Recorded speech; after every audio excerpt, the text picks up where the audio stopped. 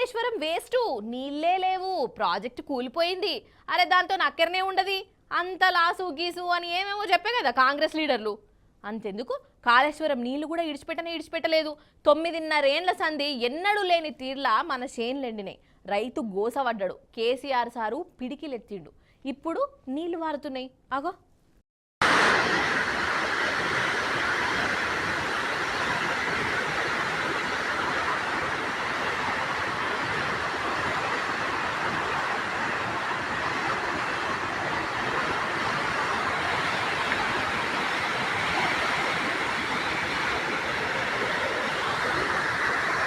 వరెవ్వా చూసిర్రా మన కాళేశ్వరం గెలుపు.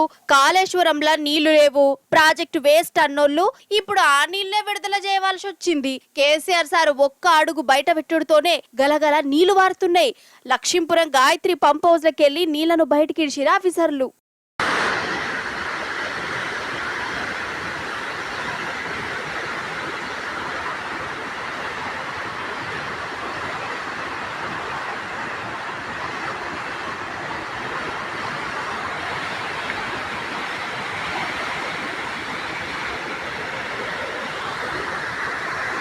ఇప్పుడు కాంగ్రెస్ లీడర్లే చెప్పాలి దీని మీద. కాదోళ్ళ కొత్త ప్రభుత్వం వచ్చిన కాంచెల్లి కాళేశ్వరం మీద ఎన్ని కట్టుకథలు అల్లిర్రోల్లో ఒక్కొక్కరు. వామ్మో అసలు ఆ ప్రాజెక్టే వేస్ట్ గట్టిర్రు, దీంతో ఫాయిదనే ఉండదని జనాల మెదళ్ళకు వచ్చేటట్టు చేసిర్రు. నీళ్లను ఎత్తిపోసే ఛాన్స్ ఉన్నా మన పొలాలను ఎండబెట్టిరు.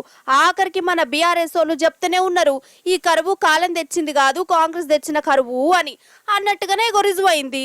ఇన్నొద్దులు నీళ్ళు ఇడిచి పెట్టకుండా రైతులను హరిగోస పుచ్చుకున్నారు కదా.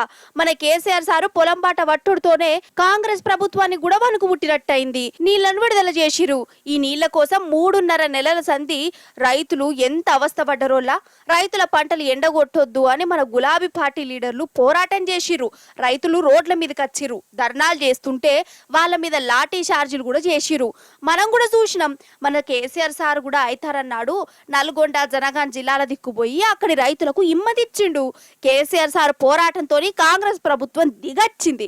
రాత్రికి రాత్రే కాళేశ్వరం నీళ్లను విడుదల చేసింది.